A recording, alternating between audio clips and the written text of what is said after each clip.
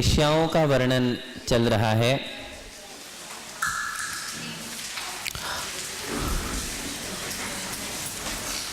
भाव लेश्याओं का अर्थ बताया था आत्मा के परिणाम।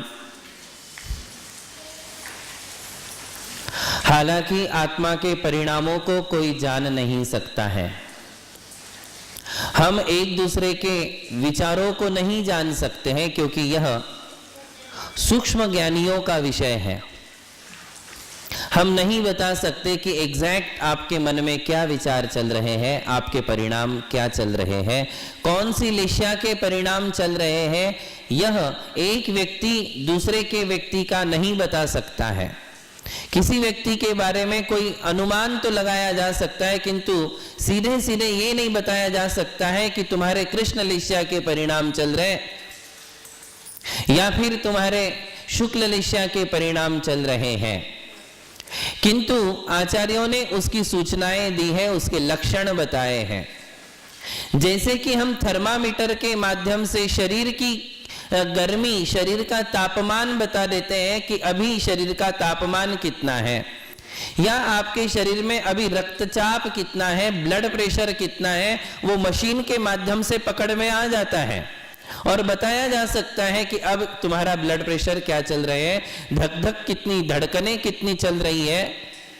ये सब कुछ जो है मशीन के माध्यम से जैसे बताया जा सकता है, बस वैसे ही कुछ लक्षण ऐसे होते हैं, कुछ वचन वर्गणाएं ऐसी होती हैं, कुछ हमारी भाषा शैली ऐसी होती है, कुछ हमारी प्रवृत्तियां ऐसी होती हैं। उन प्रवृत्तियों के माध्यम से और उन विचारों के और वचनों के माध्यम से ये बताया जा सकता है या समझा जा सकता है कि मेरी कौन सी लेश्या है। हम अपनी लेश्या समझ सकते हैं।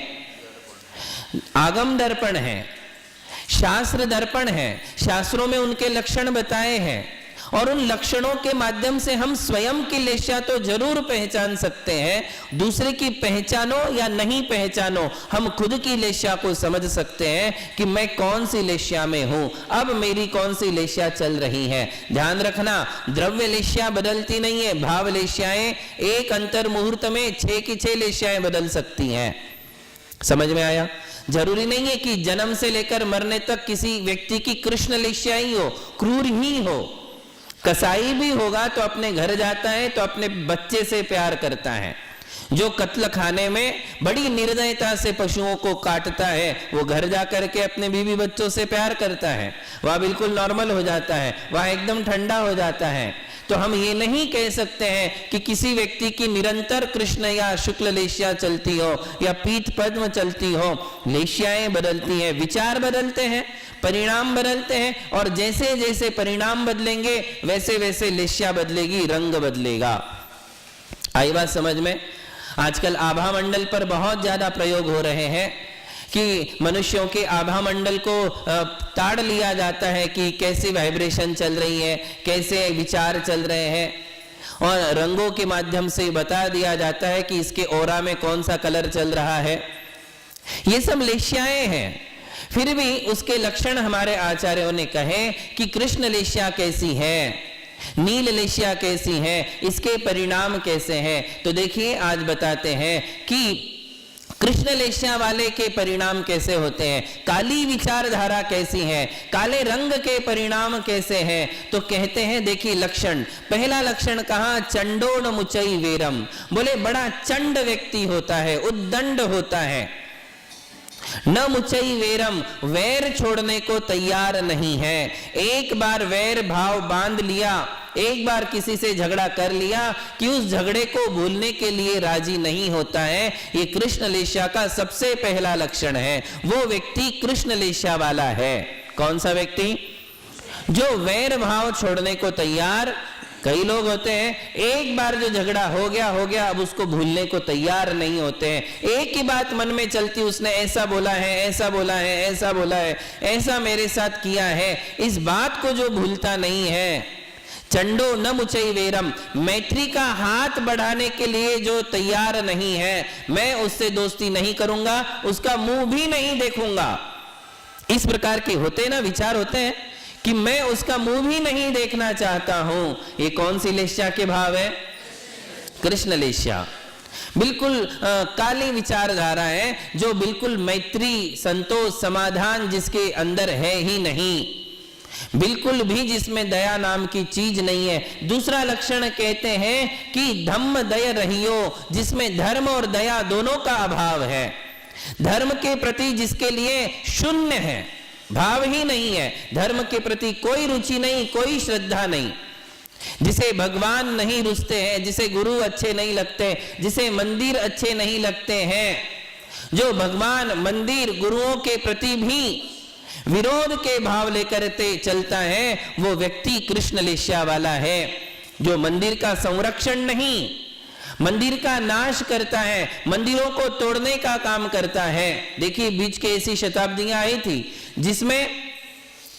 जिसमें हिंदुओं के और जैनों के मंदिर तोड़े गए थे। बीच की शताब्दी थी, मुगल साम्राज्य वाला जो पीरियड था, क्या किया था उसमें? जैनों के सारे मंदिर तोड़ो, शिखर तोड़ो, मूर्तियों को तोड़ो, शास्त्रों को जला दो। ये कौन सी लेस्या है? कृष्ण लेस्या है। बिल्कुल, किसी के मंदिर, मूर्ति और शास्त्रों को जलाने का क्या हक है? राजा का कर्तव्य है कि हरेक के धर्म को सुरक्षा प्रदान करो, धर्म को संरक्षण देना, मंदिरों को संरक्षण देना, ये राजा का कर्तव्य होता है। जो राजा बनकर के दूसरों के धर्म को हानि पहुंचाएगा, वो कृष्ण लेस्या वाला माना जाता है। तो हमारी मंदिर, मूर्तियां जो तोड़ी गई, वो कृष्ण लेस्या वालों के कारण। और आज भी यदि कोई मंदिरों को तोड़ने का काम करता है, जो इतिहास मिटाने का काम करते हैं, प्रशस्तियों को घिसवा देते हैं, ये भी कौन सी लेस्या के परिणाम है? ये अच्छे परिणाम नहीं है। अरे जिन लोगों ने बड़ी मेहनत करके मंदिर बनाए थे, मूर्तियां बनवाई थी, उन्होंने अपनी प्रशस्तियां डाली थी, उनकी प्रशस्तियों को मिटाना कितनी बड़ी निर्दयता है, कितनी क्रूरता है, कितनी उग्रता है, और कितना अपने नाम के प्रति है कि वो प्रशस्तियां मिटाना, उनका इतिहास मिटाना और उस पर अपनी नए नए प्रशस्तियां लिखवाना, अपने नाम लिखवाना, ये कोई अच्छी बात? ये तो बहुत ही तीव्र काले भाव है। ये कृष्ण लेस्या के परिणाम है, जो मंदिरों को, मूर्तियों को तोड़ने का काम करते हैं, इतिहास मिटाते हैं, प्रशस्तियां मिटा देते हैं, शिलालेख मिटा देते हैं, जो जिनवाणी में हेरा फेरी करते हैं, आचार्यों के वचनों को बदलने का काम करते हैं, जिनवाणी नए से छापेंगे और जो आचार्यों ने लिखा है, जो हमें जचता नहीं है, उसको छाट छाट करके नई नई जिनवाणी छापेंगे। ये भी कौन सी लेस्या है? क्या अधिकार है? तुम अपने नए मंदिर बनाओ, तुम अपने नए शास्त्र लिखो, किंतु जिन्होंने लिखा है उसको मिटा करके नया लिखना, ये कृष्ण लेस्या के अलावा और कोई परिणाम नहीं हो सकते हैं। भाई आपको जो है ये मंदिर नहीं जचता है, छोड़ दो, तुम नया मंदिर बनाओ, किंतु इसे मिटाऊंगा और फिर नया बनाऊंगा, ये कौन सी लेस्या है? कृष्ण लेस्या है। हमें कोई हक नहीं बनता है हमारे पूर्वाचार्यों के द्वारा, हमारे पूर्वजों के द्वारा जो बने हुए मंदिर है उसे मिटाने का। वो जब गिरेगा तब गिरेगा, वो अपने आप धाराशायी होगा तब होगा, जब जिस दिन उसकी उम्र खत्म हो जाएगी। मंदिरों का जीर्णोद्धार करने का शास्त्रों में उल्लेख है। क्या किया जाता है? मंदिरों का जीर्णोद्धार होता है, किंतु मंदिरों को गिराने का कहीं भी किसी शास्त्र में उल्लेख नहीं है। हम पुराने मंदिरों को रिनोवेशन कर सकते हैं, और रिनोवेशन, जीर्णोद्धार का अर्थ है उस मंदिर की उम्र बढ़ा देना। क्या करना? जो मंदिर हमारे पूर्वजों ने, पूर्वाचार्यों ने बनवाए हैं, उस मंदिर को ऐसे इस प्रकार से रेनोवेट करना कि उसकी उम्र और बढ़ जाए, उसकी प्राचीनता जहां की तहां सुरक्षित रहे, प्राचीनता की सुरक्षा रख करना और उसको नई उम्र देना, इसे कहते हैं जीर्णोद्धार। किंतु मिटाना सरासर गलत है। ये तो ऐसा है जैसे कोई बूढ़े माँ बाप को मार दो, नए बच्चों को पैदा करो। अरे नए बच्चों को पैदा करने की मनाही नहीं है, किंतु बूढ़े माँ बाप को मार करके फिर पैदा करो कि जिससे हमारे घर में मेंबर जहां के तहां बने रहे। बोले अभी 4 मेंबर है, मेरे माँ बाप है और हम दोनों हैं। क्या है? और मुझे 4 ही मेंबर चाहिए, 6 नहीं चाहिए। तो क्या करेंगे? पहले एक माँ को मार दो, फिर एक नया बच्चा पैदा करो, फिर बाप को मारो, फिर दूसरा बच्चा पैदा करो, जिससे 4 मेंबर जहां के तहां बने रहेंगे। इसे क्रूरता नहीं तो और क्या कहा जाएगा? इसलिए ध्यान रखिए, मंदिर, मूर्तियां, जिनवाणी, गुरुओं के प्रति जो अभद्र वचन बोले जाते हैं कि उन्हें ऐसा करो, उन्हें तोड़ दो, उन्हें मार दो, ये उपसर्ग जो किए जाते थे साधुओं पर, जो मनुष्यों के द्वारा, राजाओं के द्वारा उपसर्ग किए गए, ये उपसर्ग भी कौन सी लेस्या के परिणाम है? श्रेणिक ने यशोधर मुनिराज के ऊपर जब सांप डाला था तो वो कौन सी लेस्या होगी? तभी तो उसको 7वें नरक की आयु बंधी। बिना कृष्ण लेस्या के नरकायु का बंध होने वाला। जो लोग गुरुओं के प्रति उपसर्ग के भाव रखते हैं, जो गुरुओं की निंदा करते हैं, जो मंदिर मूर्तियों के लिए हानि पहुंचाते हैं, वे सब कृष्ण लेस्या के परिणाम है। नरक आयु का आश्रय करने वाले वे परिणाम माने जाते हैं। इसके अलावा और कौन से परिणाम होते हैं कृष्ण लेस्या में? तो कहते हैं भंडनशीलो। कैसे परिणाम है? भंडनशीलो प्राकृत शब्द है, बोले जो झगड़ा करना ही जानता है, गाली के बिना जो बोलता ही नहीं है। घर में एंट्री करती सबसे पहले क्या निकलेगी? गाली। गाली से ही जिसके दिन का मंगलाचरण होता है। भंडनशीलो, जिसको सिर्फ दुष्टता, भयंकर दुष्टता, तीव्रता, प्रचंड कलह करने वाला, निरंतर कलह करने का ही जो स्वभाव है, कलह प्रियता है, दूसरों में झगड़े लगाने का जो नेचर है, और जो खुद झगड़ा ही करता रहता है, उसे क्या कहते हैं? कृष्ण लेस्या। वो कृष्ण लेस्या वाला व्यक्ति है जिसे शांति पसंद नहीं है। शांति से बने रहना, बैठे रहना, दूसरों में होने वाले झगड़े को मिटाना, वो नहीं, उसमें और आग में तेल डालने का जो काम करते हैं। एक तो आग लगाते हैं और आग में तेल डालते हैं, है कि नहीं? ये कौन से हैं? जो समाज में विघटन डालते हैं, समाज में जाकर के समाज के लोगों में फूट डालने का काम करते हैं, एक दूसरे को लड़ाने झगड़ाने का काम करते हैं। वे कौन से लोग हैं? कृष्ण लेस्या वाले लोग हैं। ये कृष्ण लेस्या के परिणाम है। कुल मिलाकर कृष्ण लेस्या में भयंकर क्रूरता है। क्या है? शांति तो बिल्कुल नहीं है, उग्रता, उग्रवादी, तीव्र परिणाम वाले। और कहते हैं दुष्टो नय ए दिवसम, जो किसी के वश में नहीं आते हैं, ना माँ बाप के वश में होते हैं, न गुरुओं के वश में होते हैं, न समाज के वश में होते हैं, वो किसी के वश में नहीं आते, किसी की सुनना नहीं जानते हैं, किसी की बात नहीं सुनेंगे। देखिए ये सारे लक्षण जो बताए जा रहे हैं हमें अपने अंदर ढूंढना है। किसके अंदर ढूंढना है? दूसरों के लिए नहीं है, खुद के लिए है। हम अपने अंदर ढूंढे, क्या हमारे अंदर ऐसे कोई लक्षण हैं कृष्ण लेस्या के जो अलग अलग बताए जा रहे हैं? जो किसी की बात सुनते ही नहीं, सुनना ही नहीं है, माँ की नहीं, पिता की नहीं, टीचर की नहीं, गुरु की नहीं, किसी की बात नहीं सुनना, उनके वश में नहीं रहना, किसी के अंडर रहना जो जानता ही नहीं है, बड़ों की विनय करना बिल्कुल नहीं जानता है, बड़ों को गाली देना, बड़ों के लिए कठोर वचन बोलना, उनकी इंसल्ट करना, ये सब कृष्ण लेस्या के हैं। ऐसे जो होते हैं गोत्तम सकलत्तम वंचेदु मारिदुम दुट्ठो, जो अपने भाई को भी मार सकता है, मारने में जिसको कोई हिचकिचाहट नहीं है, जो अपनी पत्नी को भी मार सकता है, गला दबा सकता है, उसको इसका भी कोई परहेज नहीं है। ये सब कृष्ण लेस्या वाले लोग हैं। जो आए दिन अपनी बीवी को मारते हैं, पीटते हैं, ऐसे भी लोग हैं, रोज मारते हैं, रोज मारते हैं। ऐसे जो लोग हैं वो कृष्ण लेस्या वाले हैं, जो अपनी पत्नी पर, अरे महिला है, अबला है, उसके ऊपर हाथ चलाने से कौन सी बड़ी आपने जो है शूरवीरता प्रकट की है। किंतु जो लोग महिलाओं के ऊपर हाथ उठाते हैं, मारते हैं, गला दबाते, जला देते, मार डालते, ये सब कौन है? ऐसा करने में जिन्हें कोई संकोच नहीं होता है, ये सब कृष्ण लेस्या वाले लोग हैं, जिन्हें केवल एक नरक आयु का ही आश्रय होता है। जम्मदी धूमादि चरिमंथे, कृष्ण लेस्या का फल बता रहे हैं कि कृष्ण लेस्या वालों के लिए 5वें नरक से 7वें नरक तक की आयु का आश्रय होता है।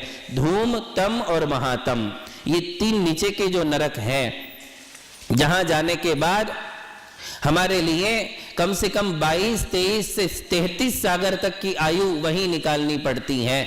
इतनी लंबी चौड़ी आयु ऐसे ही दुष्ट लोगों को मिलती है, नरक के दुख भोगने पड़ते हैं, है ना। ये कौन सी लेस्या हुई?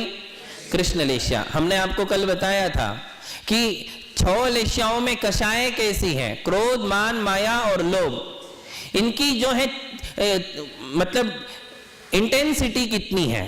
तो कहते कृष्ण लेश्या में तीव्रतम कषाय है, क्रोध भी, मान भी, माया भी और लोभ भी, ये चारों तीव्रतम है। अब अगली लेश्या आती है नील लेश्या। कौन सी? अब इसमें कषाय थोड़ी कम है, किंतु धर्म का नाम यहां भी नहीं है।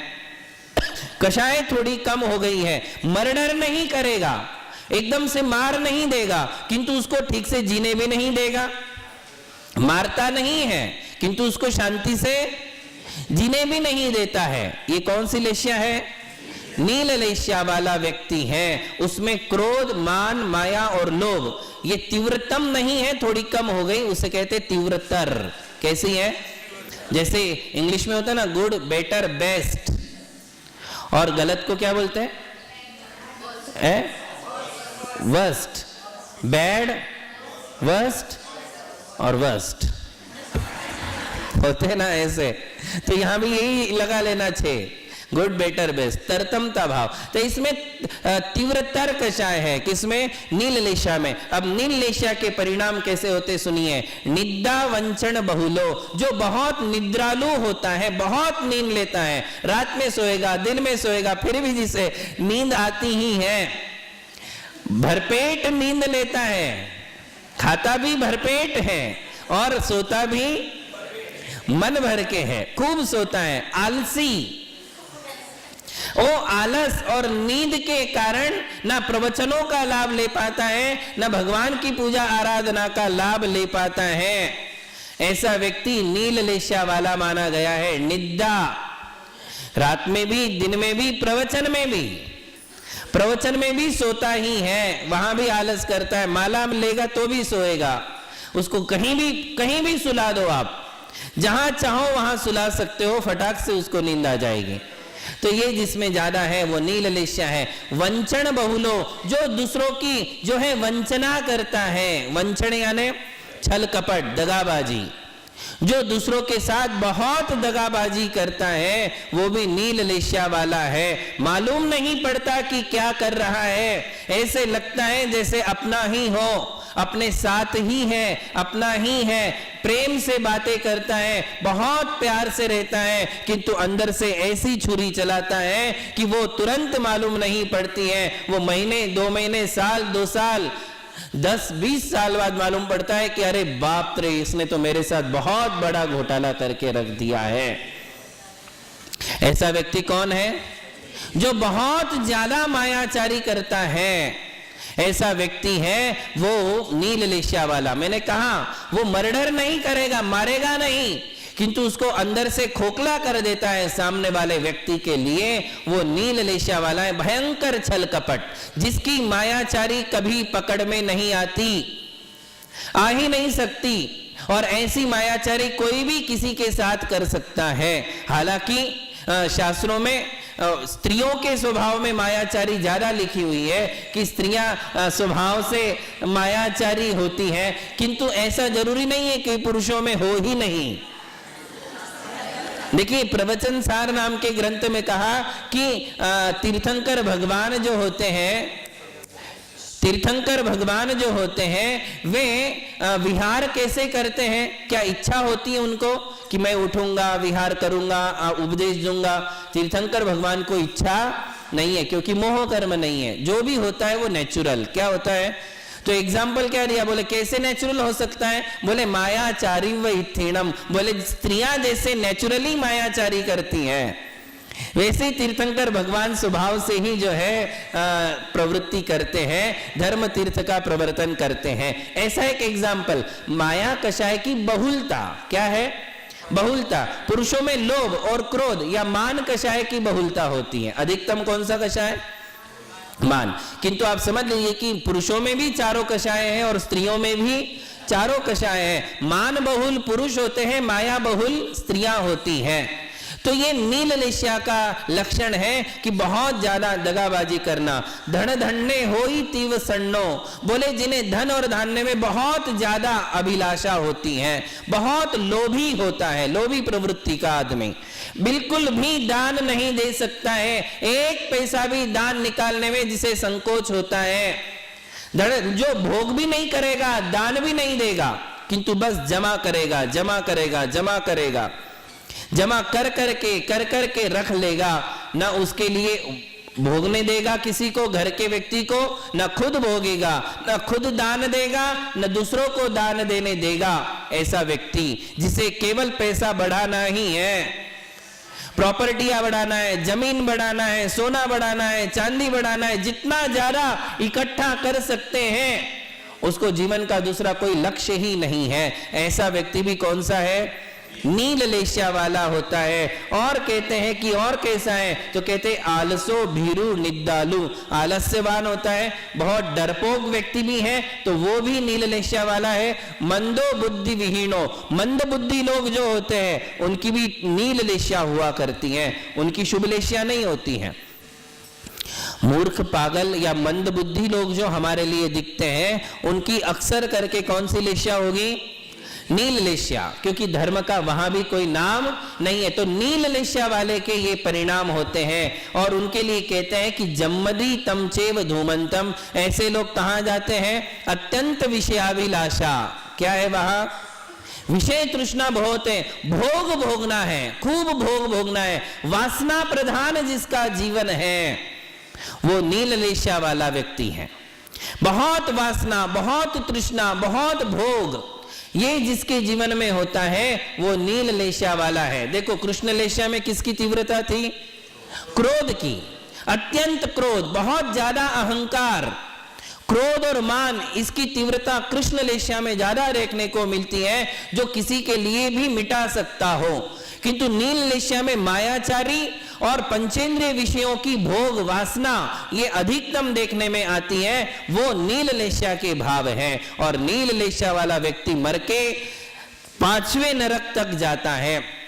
रत्न प्रभा पृथ्वी से लेकर वो जो है धूम प्रभा तक, यानी धूम पृथ्वी तक वो जाकर के पैदा होता है। ये भी नरकायु के आश्रव के कारण है। किंतु नील लेश्या में थोड़ी और कमी आ जाती है, तो तिर्यंच आयु का बंध होता है, किंतु देव और मनुष्य आयु का बंध नील लेश्या वालों को नहीं होता है। हमें खोजना है कि हम कहाँ हैं। अभी और 4 लेश्याओं का वर्णन करेंगे कि और कैसे भाव होते हैं। देखिए कापोत लेश्या, कौन सी लेश्या है अगली? पहले में तीव्रतम कषाय थी, फिर तीव्रतर कषाय हुई, अब आएगी तीव्र। केवल क्या कषाय है? तीव्र कषाय। क्रोध, मान, माया, लोभ, फिर भी तीव्र है, तीव्र को कम मत समझो। तीव्र कषाय में क्या क्या काम होते हैं, तो देखो कापोत लेश्या वाला कहते रूसई निंदई, जो बोले रोष करता है, तोष करता है। देखिए ये व्यक्ति कैसे होते हैं? क्षणे रुष्टा, क्षणे तुष्टा, दुष्टा रुष्टा, क्षणे क्षणे। अव्यवस्थित चित्ता नाम, कैसा चित्त है? तुरंत खुश हो जाएंगे, तुरंत नाराज हो जाएंगे। ऐसे नेचर वाले जो लोग हैं, एक फटाक से उनको जो है नाराजी आ जाती है कि नहीं मुझे ऐसा क्यों बोला, ऐसा क्यों किया, मुझे ही बोला होगा। कोई भी बात मन को लगा लेना तुरंत, और तुरंत किसी ने बोला कि नहीं ऐसा नहीं है तो खुश हो जाना। अच्छा महाराज जी ने मेरे बारे में ऐसा कहा, मैंने तो ऐसा समझ लिया था, मुझे तो लगा कि प्रवचन में महाराज जी ने मुझे ही बोला था, इसलिए मैं थोड़ा नाराज हो गया। किंतु महाराज जी नहीं बोले ना, अच्छा बोले ना, ठीक है। मतलब रुष्टा तुष्टा क्षणे क्षणे, एक क्षण में रुष्ट हो जाते, एक क्षण में नाराज हो जाते, दूसरे पल में जो है खुश हो जाते हैं। जिन्हें अपनी स्तुति और प्रशंसा बहुत अच्छी लगती है, देखिए लक्षण देखिए और ढूंढिए अपने अंदर कि हम इसमें आते हैं कि नहीं आते। संसार में सबसे ज्यादा लोग अशुभ लेश्याओं में कापोत लेश्या वाले ज्यादा मिलेंगे, और शुभ लेश्याओं में पीत लेश्या वाले ज्यादा मिलेंगे। बहुत ज्यादा तीव्र कषाय वाले और बहुत ज्यादा शुभ लेश्या वाले लोग कम कम होते हैं। सबसे ज्यादा कौन सी लेश्या वाले लोग हैं दुनिया में?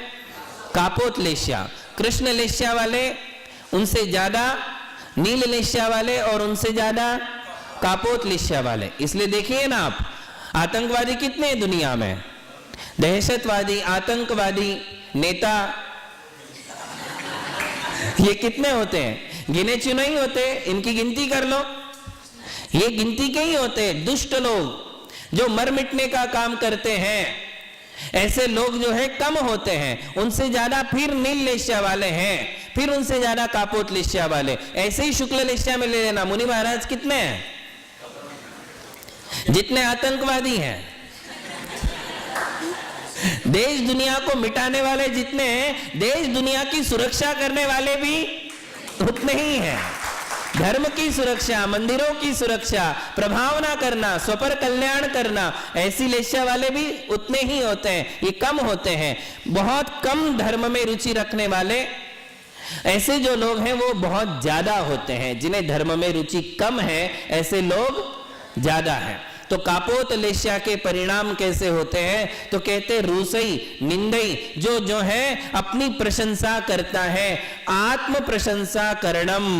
क्या कहा?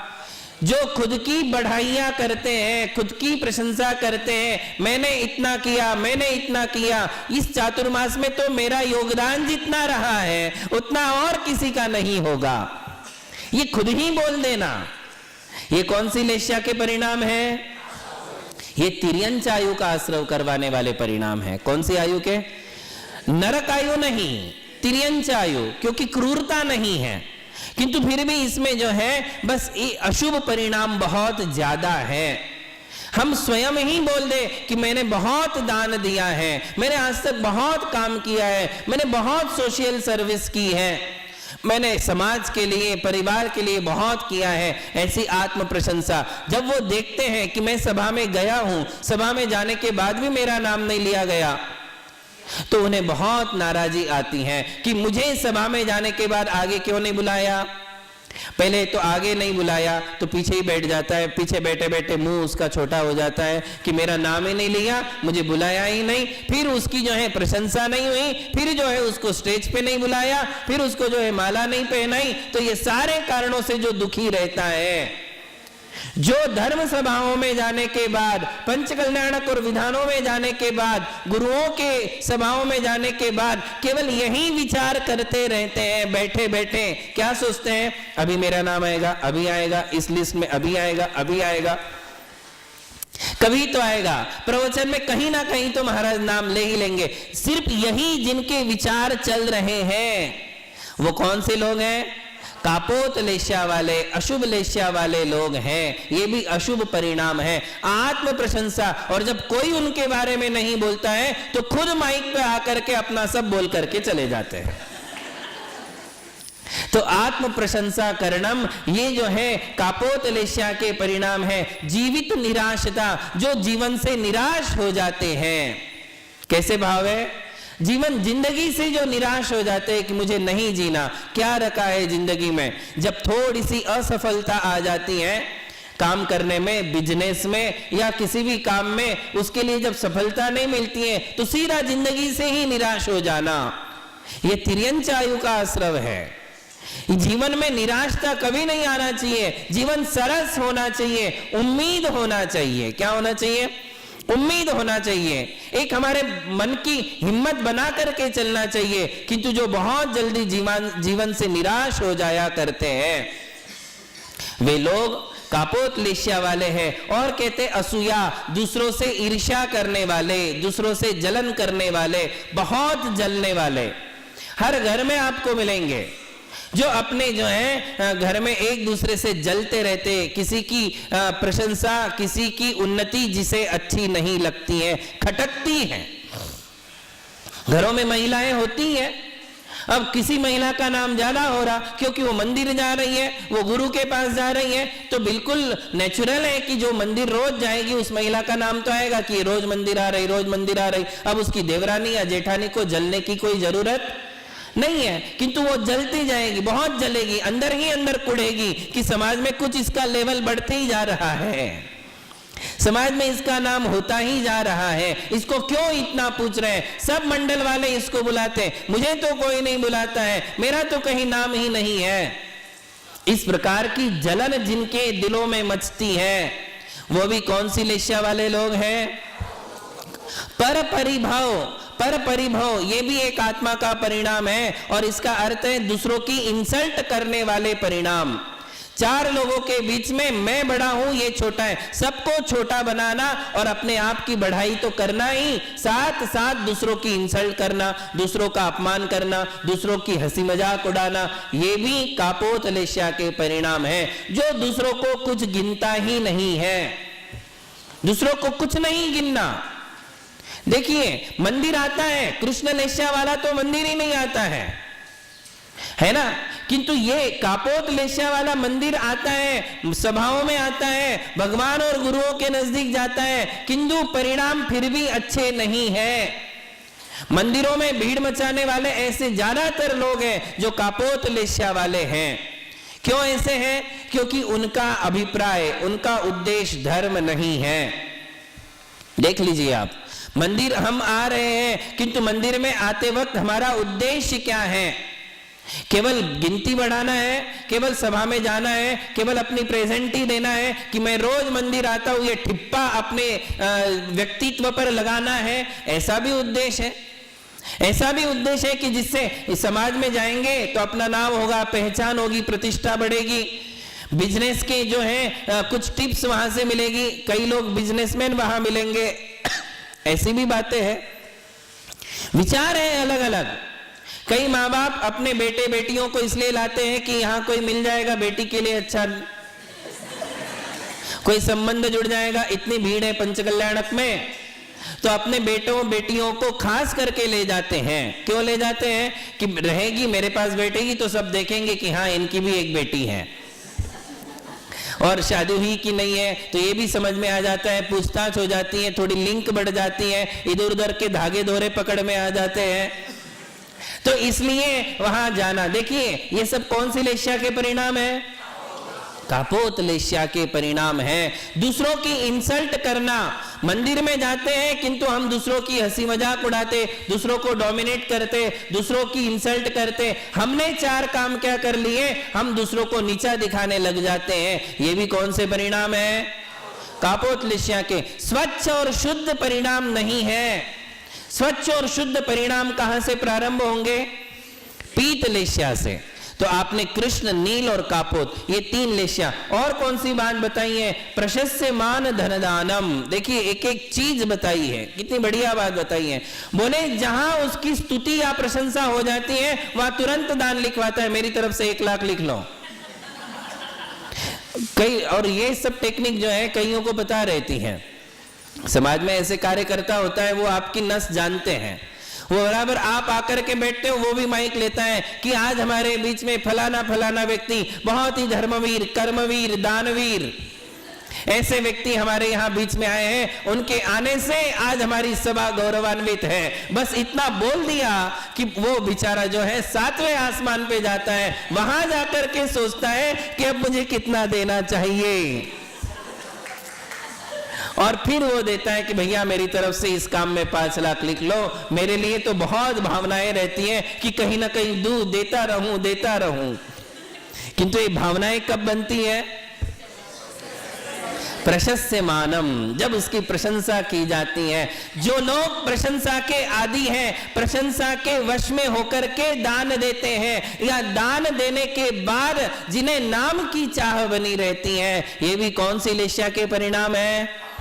आचार्यों ने आप देखिए कि परिणामों को कितना सूक्ष्म रूप से विवेचना की है, परिणामों की, कि कितने परिणाम होते हैं, कितने परिणाम होते हैं। एक सिर्फ दान नाम की क्रिया है, उस दान देने में भी लाखों उद्देश्य है, अलग अलग उद्देश्य होते हैं कि क्यों दान दिया जा रहा है। उन सारे दानों को छोड़ करके केवल धर्म के लिए, आत्म कल्याण के लिए देने वाले बहुत कम लोग हैं, बहुत कम लोग हैं। जीवकांड कर्मकांड ग्रंथ में लिखा है कि परिणाम एक जीव के अशुभ परिणाम या सामान्य रूप से एक जीव के परिणाम असंख्यात है, तो उसमें अशुभ परिणाम कितने हैं और शुभ कितने हैं? तो उन्होंने कहा कि असंख्यात को असंख्यात का भाग दे दो, उसमें से एक भाग जो है वो शुभ परिणाम है और बाकी सारे परिणाम अशुभ है। अशुभ परिणामों की संख्या ज्यादा होती है, विशुद्धि स्थान कम है, संक्लेश स्थान बहुत ज्यादा है। जो हमारी कषायों को भड़काने वाले हैं। हम मंदिरों में जाकर भी हमारे कषायों को पुष्ट करते हैं, मान कषाय को बढ़ा रहे हैं, मान कषाय को घटा रहे या बढ़ा रहे? जो घटाने के लिए आए हैं वो पीत, पद्म और शुक्ल लेस्या की तरफ है, जो मंदिरों में आने के बाद भी अपने क्रोध, अपने मान, अपनी मायाचारी, अपनी लालच, इनको घटाया नहीं पा रहे हैं, बल्कि मंदिरों के स्थान में जाकर के भी इन कषायों को बढ़ा रहे हैं। वे लोग कौन हैं? वे कृष्ण, नील और कापोत लेस्या वाले लोग हैं। ये तीव्र, तीव्रतर और तीव्रतम ऐसी कषाय है। इन कषायों से जब भी आयु का बंध होगा, कौन सा होगा? तुम कहां हो ये मायने नहीं रखता है। शुक्ल लेस्या घर में भी हो सकती है और कृष्ण लेस्या मंदिर में भी हो सकती है। देखिए, ये ध्यान में रखिए बात। शुक्ल लेस्या कहां हो सकती है? कहीं भी। जरूरी नहीं है कि मंदिर आने के बाद ही शुक्ल लेस्या होगी। शुक्ल लेस्या तुम दुकान में हो, ऑफिस में हो, घर में हो, कहीं घूमने फिरने गए हो, वहां भी शुक्ल लेस्या हो सकती है। और मंदिर में भगवान और गुरुओं के सानिध्य में आने के बाद भी कृष्ण, नील और कापोत लेस्या के परिणाम हो सकते हैं। जरूरी नहीं है स्थान के अनुसार ही लेस्या होगी, ऐसा जरूरी नहीं है। इसलिए हमें अपने परिणामों को संभालना है, क्योंकि ध्यान रखिए, आयु कर्म की एक विशेषता है। कौन से कर्म की? आयु कर्म की एक खासियत है कि एक बार जिस आयु का बंध हो जाता है फिर वो मिटने वाला नहीं है। आयु बंध मरते समय ही होगा ऐसा जरूरी? ये बात भी एक बार हम आपको सिखाएंगे कि आयु बंध कब होता है, आयु बंध के चांसेस कब आते हैं। और एक बार आयु बंध हो गया, जैसे श्रेणिक ने यशोधर मुनिराज के गले में सांप डाला, उस समय कौन सी आयु का बंध हो गया? नरकायु का बंध होने के बाद श्रेणिक सुधर गया, सम्यक दृष्टि हो गया, क्षायिक सम्यक दृष्टि हो गया, भगवान महावीर के समो शरण में पहुंच गया, भगवान महावीर का प्रमुख श्रोता बन गया। उस समो शरण का सबसे पहला श्रोता कौन था? श्रेणिक राजा। वो प्रश्न पूछता था, उसके लिए उत्तर दिए जाते थे, वो बेसमय आता था तब भी भगवान उसके लिए दिव्य ध्वनि देते थे। जो मुख्य राजा होते, चक्रवर्ती, मुख्य श्रोता होते हैं, उनके लिए असमय में भी दिव्य ध्वनि खिल जाती है। इतना बड़ा पद, इतना बड़ा लाभ होने के बाद भी नरकायु का बंध किया था, वो नरकायु छूटी नहीं। भगवान महावीर की, भगवान की भक्ति करने के प्रताप से 7वें नरक की आयु घट के पहले नरक की हो गई, किंतु नरकायु मिटी। निकाचित कर्म है। कैसा कर्म है? एक बार आयु कर्म का बंध हो गया तो वो निकाचित रूप से ही बंधता है, वो कभी मिटता नहीं है, उसका फल भोगना ही पड़ता है। तो राजा श्रेणिक को जाना ही पड़ा, नरक में गया। तो आयु का बंध जो है मरते समय होगा ऐसा नियम नहीं है। मनुष्यों के लिए नियम है कि आयु बंध जो है आयु के त्रिभाग में होता है। कब होता है? त्रिभाग में। जैसे कोई 60 साल की उम्र लेकर के आया है तो 2 भाग बीत जाएंगे, तीसरा भाग जब शुरू होगा तो उसके लिए पहला चांस मिलेगा। ऐसे 8 चांस आते हैं। 8 चांस में यदि, उसे अपकर्षण काल कहते हैं, 8 बार में यदि आयु बंध नहीं हुआ तो फिर उसके लिए अंतिम समय में होगा। बात आई ध्यान में? यानी 40 साल जब पूरे होंगे, 60 साल की उम्र वाला जो व्यक्ति है, जो इतनी उम्र लाया है, वो 40 साल जब पूरी करेगा तब उसके पहला चांस आएगा आयु बंध का। उस समय वो कृष्ण लेस्या में है तो कौन सा बंधेगा? नरकायु। नील लेस्या में, कापोत लेस्या में है तो तिर्यंचायु, पीत पद्म लेस्या में है तो मनुष्य आयु, और या फिर देवायु का बंध करेगा। लेस्या उस समय कौन सी है, उस लेस्या के अनुसार आयु का बंध हो जाएगा। उसके योग्य परिणाम होने चाहिए, वैसी आयु उसको बंधेगी। बाय चांस आयु नहीं बंधी तो फिर अब 20 साल के और 3 भाग करो, 2 भाग निकाल दो, और जब वो समय आएगा उस समय उसके लिए आयु का बंध हो जाएगा। इसी प्रोसीजर से आगे बढ़ना, 3-3 भाग करते जाना। किंतु पहले में या दूसरे में कहीं भी आयु बंध हो गया, अब नए से फिर आयु बंध होने वाला नहीं है। एक बार हो गया डन। इसलिए आप बताओ कि आपको आयु बंध कब होगा? हम क्यों नहीं बता सकते? क्योंकि हमें अपनी एग्जैक्ट उम्र पता नहीं है। कि हमारी उम्र कितनी है, हम कितनी उम्र लेकर के आए हैं, क्या हमें ये पता है? पता ही नहीं है। तो फिर आयुबंध का पहला अवसर कब आएगा, क्या ये हमें पता चलेगा? नहीं चलेगा। इसलिए आचार्य कहते हैं रोज धर्म पुरुषार्थ करो, अपने परिणामों को संभालो। नहीं मालूम कौन से समय में बहुत दान देते हो, बहुत धर्म करते हो, किंतु बाय चांस आयुबंध के समय पर आप गाफिल हो गए तो क्या होगा? नरक आयु, तिर्यंच आयु, कोई भी आयु का बंध हो सकता है। इसलिए परिणामों को हर समय संभालो। तीव्र कषाय से बचो, तीव्रतर कषाय से बचो, तीव्रतम कषाय से बचो। और कौन सी कषाय में रहो? मंद, मंदतर, मंदतम, अर्थात अपने परिणामों को पीत लेश्या, पद्म लेश्या और शुक्ल लेश्यामय बना के रखो, तो तुम नरक और तिर्यंच इन दो आयुओं से तो बच जाओगे। और फिर हमारे लिए दो ही ऑप्शन रहेंगे, या तो पुनः मनुष्य या तो फिर देव आयु। तो हमारे लिए नरक और तिर्यंच के दरवाजे यदि नहीं खोलना है तो तीव्र, तीव्रतर और तीव्रतम कषायों से बचे, परिणामों को संभाले और परिणामों को संभालते हुए धर्म ध्यान में चले, तो आप सब जो है, हम सब जो है, इन दुर्गतियों के मार्ग को बंद कर सकते हैं।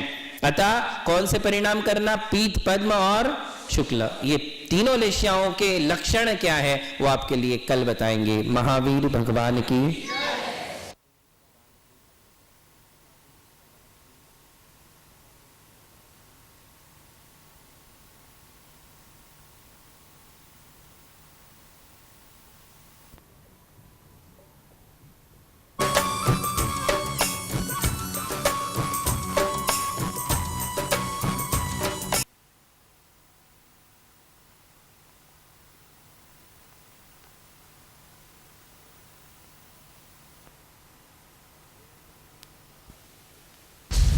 कृष्ण नील और कापोत लेश्या का वर्णन आपके सामने किया गया था।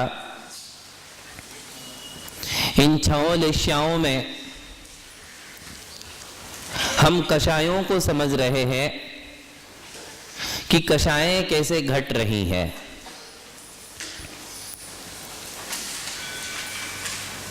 कृष्ण से नील में कषाय घट गई, नील से कापोत में और घट गई, कापोत से पीत में आने तक कषाय मंद हो गई, मंद से पद्म लेश्या में मंदतर और शुक्ल लेश्या में मंदतम हो जाती है।